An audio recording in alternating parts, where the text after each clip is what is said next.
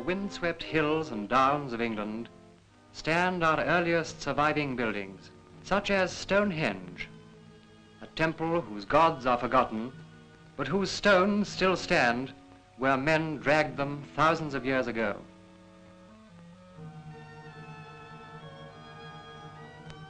From such stones, builders hewed the places of Christian worship, now the glory of England's architectural past.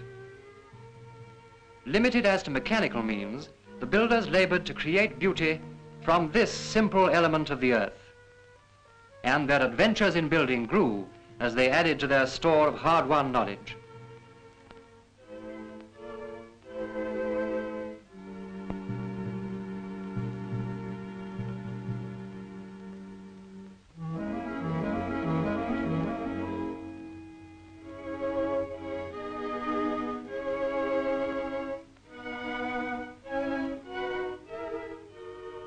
From the massive strength and power of the invading Norman architecture, with its rounded arches and mighty pillars climbing to bold heights, the English masons created a truly English style of building. A style that somehow caught the light and shade, the spiritual aspiration and the strength of this craftsman's England.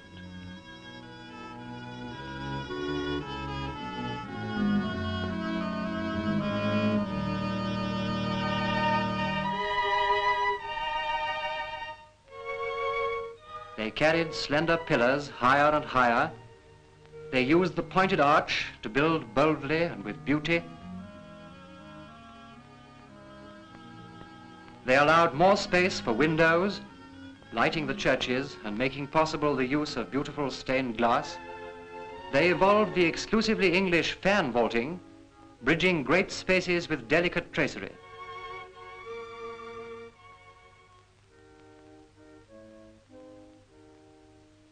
The outward thrusts and stresses of the new soaring heights and weights they learnt to take with buttresses or to throw onto the outside walls with flying buttresses.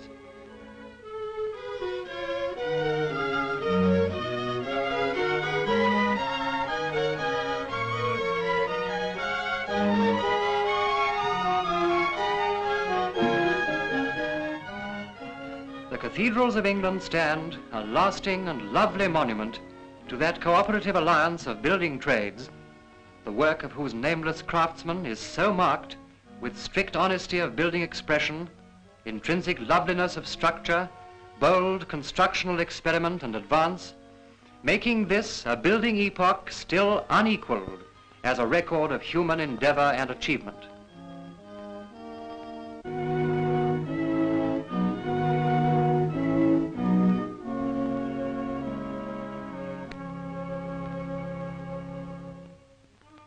The gradual development of house building can still be seen clearly outlined on many an English cottage. Timber, at first the only material, soon became just the framework, the walls being made of the local building materials. The timber grew more and more decorative, each corner of England finding its own distinctive style. Yet these homes never lose the look of having grown out of the surrounding countryside, as indeed they have.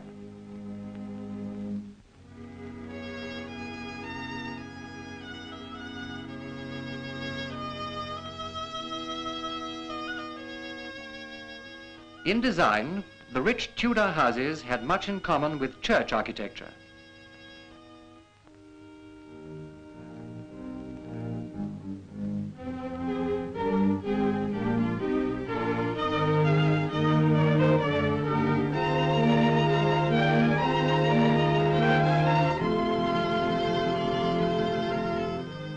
The builders made no startling innovations, but where local stone was scarce or unsuitable, they did use brick extensively, especially in the clay districts of the south.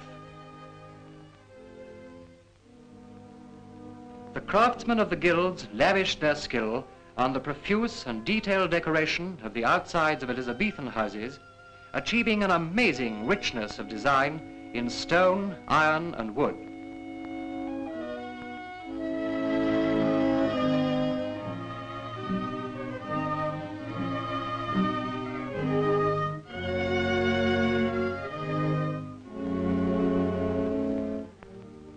Reviving interest in classical architecture abroad begins to find reflection in England.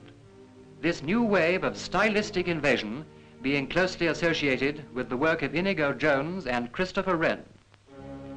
As with the Norman invasion, English builders began to adapt the new ideas and forms to English climate and needs. Inigo Jones himself used Portland stone with great effect, but it was Christopher Wren who took over the classical designs and made them serve an essentially English style by making a new and refreshing use of such English building materials as red brick, Portland stone and slate, influencing British architecture for many years.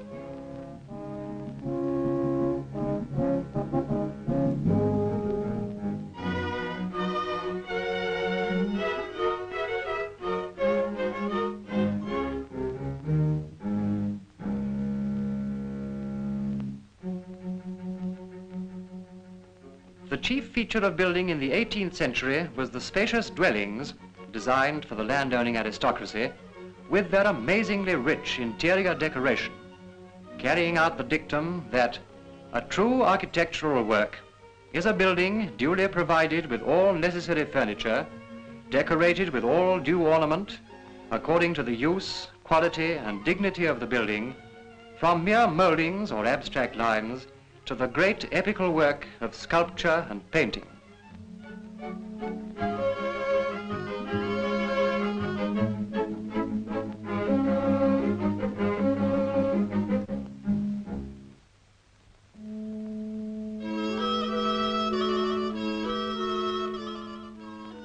Another feature of building at this time was the moulding of the adjoining countryside to provide a perfect landscape setting for the buildings.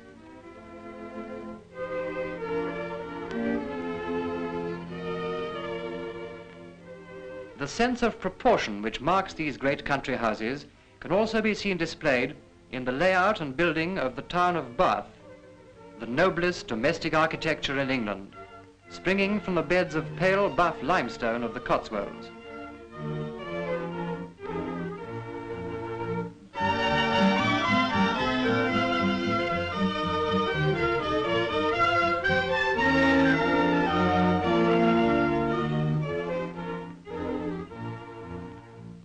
Pleasing, too, is the Georgian house, marked by simplicity of design and perfect proportioning.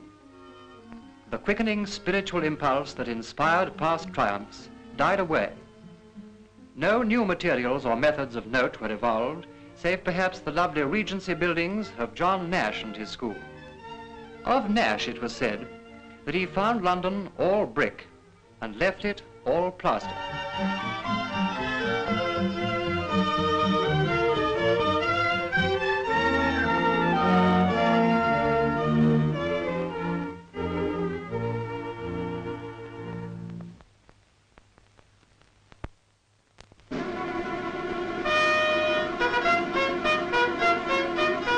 Fresh impetus came to architecture from industry, from the builders of the railways, the bridges, and the factory.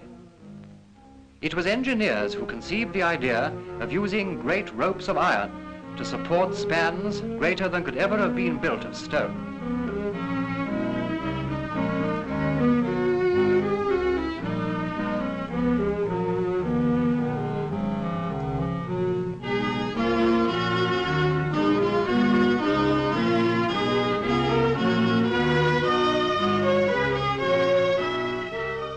It was a greenhouse designer who pointed the way to building in glass and iron. It was a bit ahead of its time, for it was strongly urged on architects then that the only style proper for modern northern work is the northern Gothic of the 13th century. In this style, let us build the church, the palace, and the cottage, but chiefly let us use it for civil and domestic buildings.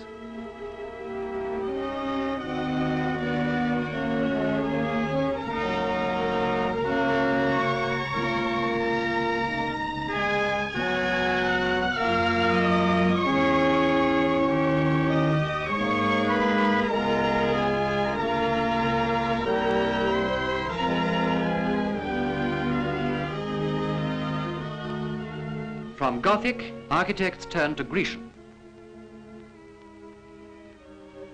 but it was the introduction of steel-framed buildings that enabled architecture to take a big stride forward. Newest material of all is reinforced concrete. Concrete had been known for centuries, but it cracked under strain. Nowadays, made with a core of metal rods, it is one of the strongest building materials on Earth and is used in new and exciting ways. The present-day massing of people in big cities demands large-scale building.